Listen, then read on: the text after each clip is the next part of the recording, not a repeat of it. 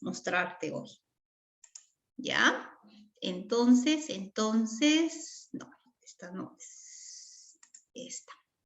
¿Ya? Vamos a trabajar cómo fue cambiando la tabla periódica a través del tiempo. Entonces, ¿cuándo fue cambiando la tabla periódica?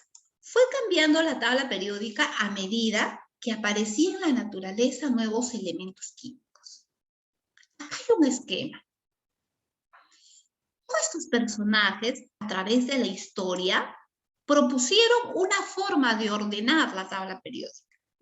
Cada uno de ellos, en su época, mira, desde 1814, aquí nuestro amigo Dmitri Mendeleev en 1869, hasta el día de hoy, hubieron muchas formas de clasificar la tabla periódica o de ordenar la tabla periódica, ¿ya? Pero para nada se parecía a la propuesta hecha de Berzelius en 1814 con la propuesta hecha por Dmitri Mendeleev, y hasta el día de hoy ya sufrió cambios. El primer criterio usado para clasificar la tabla periódica, el primer criterio científico, digamos, que se estudia a través de la historia, es la propuesta hecha por Dobereiner. Y Dobereiner propuso ordenar a los elementos en grupos de 3. Por ejemplo, litio, sodio y potasio. Escandio, estoncio y bario, azufre, selenio y telurio. Agrupó de 3 en 3. Y a este grupo de 3 los llamó triadas. ¿Pero qué características tenían esas triadas? Primero, estos 3 elementos tenían propiedades similares, pero además, el peso molecular de sodio resultaba del promedio de los pesos de litio y potasio. Es decir, yo sumaba el peso de litio más el peso de potasio y dividía entre 2, me salía el peso de sodio. Este criterio de clasificación a Dobereiner solo le sirvió para proponer 3 triadas. Y cuando ya quiso proponer para más elementos, ese criterio ya no le permitía explicar. Entonces, tuvo su tiempo, pero pasado ya y el aumento de elementos químicos ya no permitió continuar. Tuvo su época que gozó de importancia, pero salió de circulación. Luego hay una propuesta de Newlands, pero esta propuesta de Newlands, por su forma, fue ridiculizada en su tiempo, como muchos de los conocimientos que han salido. ¿Y qué propuso Newlands? Newlands propone su famosa octavas de Newland. Y esta octava de Newland nos decía que el primer elemento del primer grupo tenía propiedades similares al octavo elemento del segundo grupo. Se supone que yo los estoy ordenando en 7.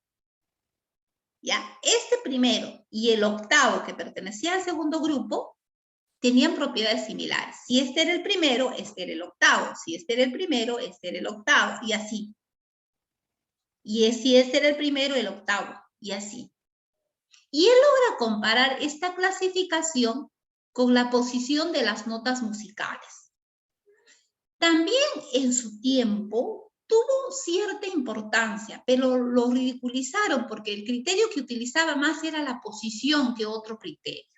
Pero también a través de la historia se reconoce mucho las octavas de Newland. Ordenó los elementos en grupos de 7, pero ¿por qué se llama octavas? Ah, porque el primero y el octavo tenían propiedades similares. Ahora, luego también se conoce mucho, o se reconoce mucho, la propuesta hecha por Chang-Wolfstoys. Traza una línea imaginaria alrededor de un cilindro y ordena los elementos de acuerdo al peso atómico creciente. Esta teoría también duró muy poco tiempo porque pudo ordenar muy pocos elementos químicos. Luego aparece la genialidad de Dmitri Mendeleev.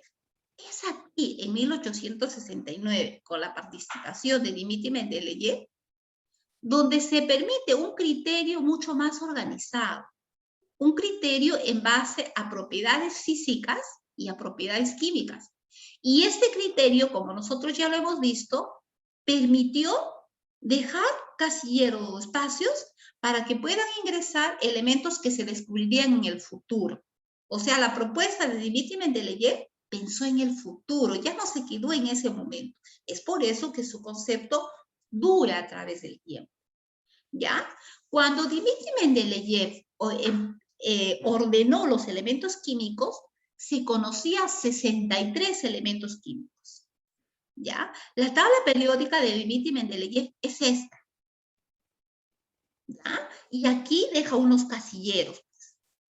Los de acá, los de acá y los de acá. Es donde los elementos químicos descubiertos posteriormente logran encajar.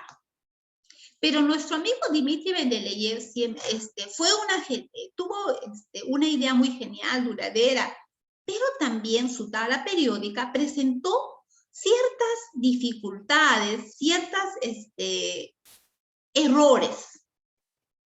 ¿Cuáles fueron, por ejemplo? Dmitri Mendeleev, si esta es su tabla periódica, consideró a todos los elementos en un grupo. Si bien es cierto, ordenó de acuerdo a su masa atómica creciente, pero dentro de esta tabla periódica estaban combinados los metales, los no metales y los gases. Entonces no había un orden. Si bien es cierto, lo positivo de su tabla periódica es que dejó espacios para elementos que se descubrirían al final, lo negativo de su tabla fue que todo estaba combinado. Eso es la crítica. Pero su concepto de cómo ordenar permanece hasta el día de hoy, que es nuestra tabla periódica actual.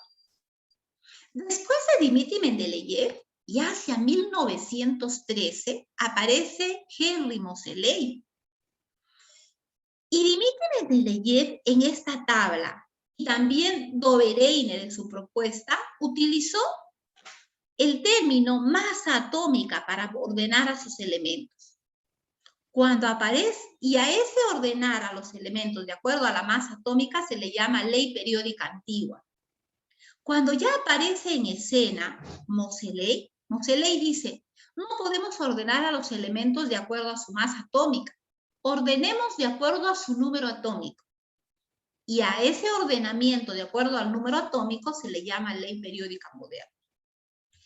¿Y por qué Moseley propone ordenar a los elementos, ya no por su masa, sino por su número atómico? Porque él hace unos experimentos relacionados con los rayos X.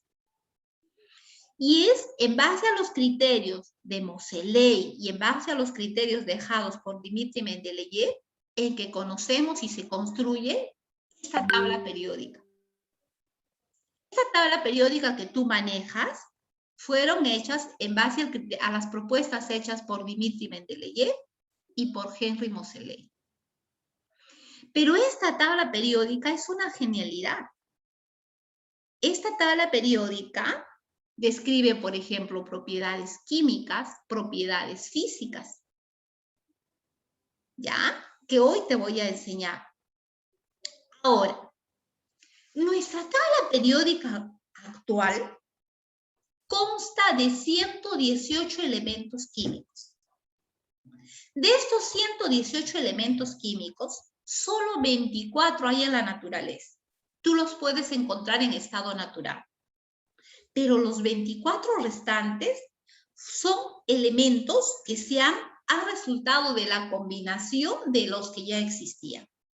Se dice que algunos elementos químicos solo tienen un tiempo de vida de segundos. Aparecen en un segundo y desaparecen. Aparecen en un segundo y desaparecen. ¿Ya? Entonces, a través de la historia y el descubrimiento de nuevos elementos químicos se han descubierto muchos fenómenos. Ahora, el último elemento químico descubierto es el oganesón, que se ubica acá donde está mi cursor. Y el oganesón tiene número atómico el 118. Si el elemento 1 es el hidrógeno, el último elemento de la tabla periódica es el oganesón, que va ubicado acá. Es el 118, por si acaso. Ahora, la tabla periódica en el 2019 cumplió 150 años de vida. Y en Estados Unidos existe una institución llamada la UPA, que significa Unión Internacional de Química Pura y Aplicada. Y en este lugar, chicos, existe una muestra de los 118 elementos químicos. ¿Ya? Pero estas muestras son en pequeñas cantidades y en ¿cómo se llama? Y en recipientes herméticamente sellados. ¿Ya? Eso es como curiosidad. Ahora, estos 118 elementos químicos, vamos a ver, ¿ya? Se ordenan de la siguiente manera. El primer criterio para ordenar los elementos es, se ubican a los elementos de acuerdo a su número atómico creciente. Acá está el 1, el 2, el 3, el 4, el 5, el 6, el 7, el 8, el 9, el 10. Y así sigo sucesivamente, de acuerdo a su número atómico creciente, sigo, hasta acá al bario. En el bario, la tabla periódica salta aquí al lactano y del radio salta al actíneo. Si tú te vas a dar cuenta, por ejemplo, acá está el radio y salta secuencia acá y salta por su secuencia acá. Tú te vas a dar cuenta si ya no te diste cuenta cuando tú estabas observando tu tabla periódica. ¿Por qué? Ahora me vas a entender por qué. Entonces, el primer criterio es ordenar a los elementos de acuerdo a su número atómico creciente. Otra cosita. En la tabla periódica, ahí tú lo ves, en la tabla periódica, sí, no hay problema, existen 4 zonas. Esta zona celeste se llama la zona S. Esta zona amarilla se llama P. Esta zona naranjita se llama D. Y esta zona moradita se llama F. S, P, D y F, ¿qué te recuerda? S, P, D y F, ¿dónde lo encuentras? A ver. Configuración electrónica. Ajá. Los elementos químicos o la tabla periódica también tiene que ver con la configuración electrónica. Todos los elementos que están en esta zona S, amigas y amigos, todos estos elementos, su configuración electrónica termina en S. Los que están acá en esta primera fila, en esta primera columna, su configuración termina en S1. Los que están en la segunda fila terminan en S2. Y si me voy a este extremo, todos los elementos, su configuración termina en P, en P1, en P2, en P3, en P4, P5 y P6. Y todos los elementos que están acá en la zona naranja, su configuración termina en P. Y todos los que están en la zona morada terminan en F. Es por eso que los elementos que estaban acá, al costado del bario y del radio, han venido acá. Porque estos elementos de color moradito tienen una configuración especial, diferente. ¿Ya? Entonces, el primer criterio es de acuerdo a su número atómico creciente. El segundo criterio es de acuerdo a su configuración electrónica. Los que terminan en S, los que terminan en D, los que terminan en P y los que terminan en F. ¿Ya? Ahora, hay otro criterio que yo debo tener en cuenta. En la tabla periódica, tú te vas a dar cuenta que hay periodos o filas horizontales, así como está la flechita acá. Periodos. Y hay columnas. ¿Ya? Estos periodos, hasta el día de hoy, solo son 7. Y estas columnas son 18. A los periodos se les llama niveles o periodos. Y a las columnas se les llaman grupos o familias. ¿Ya? Entonces, periodos, los horizontales, y grupos, los verticales. ¿Ya? Entonces, ¿cuántos periodos tiene? 7. ¿Cuántos grupos tiene? 18. Yo te puedo decir, por ejemplo, aquí, el hidrógeno y el helio pertenecen al periodo 1. Vamos a ver en el anterior que es más clarito. Aquí. Ahí, mírame. El hidrógeno y el helio pertenecen al periodo 1. Yo puedo decir que en el periodo 1 hay 2 elementos. En el periodo 2, en este periodo 2, existen 8 elementos. ¿Quién están? Litio, berilio, boro, carbono, nitrógeno, oxígeno, flúor y níquel. En el periodo 3 también hay 8. En el periodo 4 hay 18. En el periodo quinto hay 18. En el periodo 6 hay 32, igual que el periodo 7. ¿Y tú te acuerdas cuando hacíamos configuración electrónica? En el nivel 1 hay 12 electrones. En el nivel 2 hay 8 electrones. En el tercero hay 18. En el cuarto, ¿te acuerdas? Entonces, la tabla periódica también está en función a la configuración electrónica.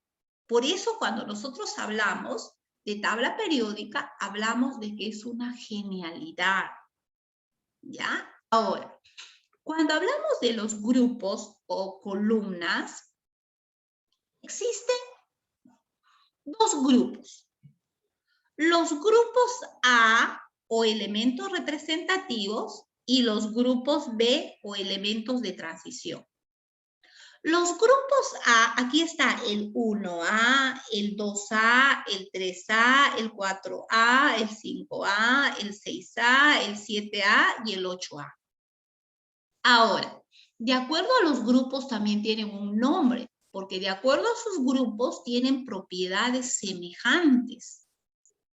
Entonces, los del grupo A, todos los elementos que están acá de color amarillito se llaman metales alcalinos. Los que están de color verdecito, metales alcalinos térreos. Los que están de metales alcalinos térreos. Los que están de color celestito son metales térreos o boroides. Los que están aquí de moradito, carbonoides, nitrogenoides, calcógenos, anfígenos y gases nobles. Esos son los elementos del grupo A. Los del grupo B son elementos generalmente que forman parte de la zona D de la tabla periódica. ¿Y quiénes están ahí? Están los metales propiamente dichos y las tierras raras. ¿Ya? Ahora, además de ese criterio de grupos y familias, en la tabla periódica, clarita, se ve esta clasificación. Se dice que en la tabla periódica el 80% de los elementos son metales. Esta parte celeste, la parte roja y la parte rosada constituyen los metales. La parte celeste son metales de acuñación. ¿Qué metales están ahí? Por ejemplo, oro, plata, zinc, platino, mercurio, cobre. Todos están aquí dentro de la parte celeste, de la zona D de la tabla periódica. Se les conoce como metales de acuñación. Estos de la zona S o de rojito son metales altamente reactivos que reaccionan rápidamente con el agua. Y los que están en la zona F se le llama metales o tierras raras. Estos que están aquí de color naranjita están en el límite de los metales y no metales. Se les llaman semimetales. Los que están en el color verdecito se llaman no metales y los que están acá en amarillito son los gases. ¿Qué características tienen los metales? Los metales tienen características propias como, por ejemplo, son sólidos a temperatura ambiental, únicamente a diferencia del mercurio. El mercurio es un metal líquido, el único metal líquido. Luego, son maleables y dúctiles. ¿Qué quiere decir? Forman láminas e hilos y son buenos conductores del calor y la electricidad. Estas propiedades de los metales debemos tener en cuenta. Y los no metales generalmente son contrarios. La mayoría pueden ser gases, aunque también algunos de ellos pueden ser líquidos, como ¿quién, por ejemplo? Como por ejemplo, bromo.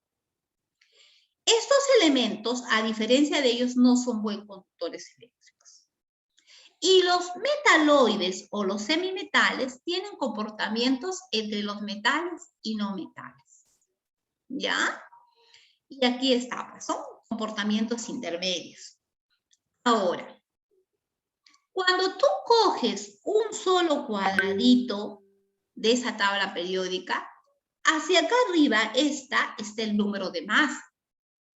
Pero cuando tú ves en tu tabla periódica no existen tantos datos. Cuando este decimal, el primero, pasa de 5, se redondea y se dice que es 56. Este metal que está a este lado es el número atómico.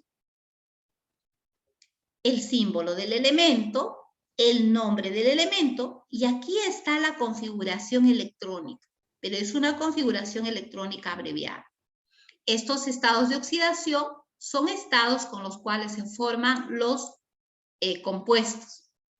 Entonces, tú cuando ves un solo cuadradito de uno de ellos, vas a poder observar mucha información a cada uno de los elementos químicos. ¿Ya? Entonces, hasta acá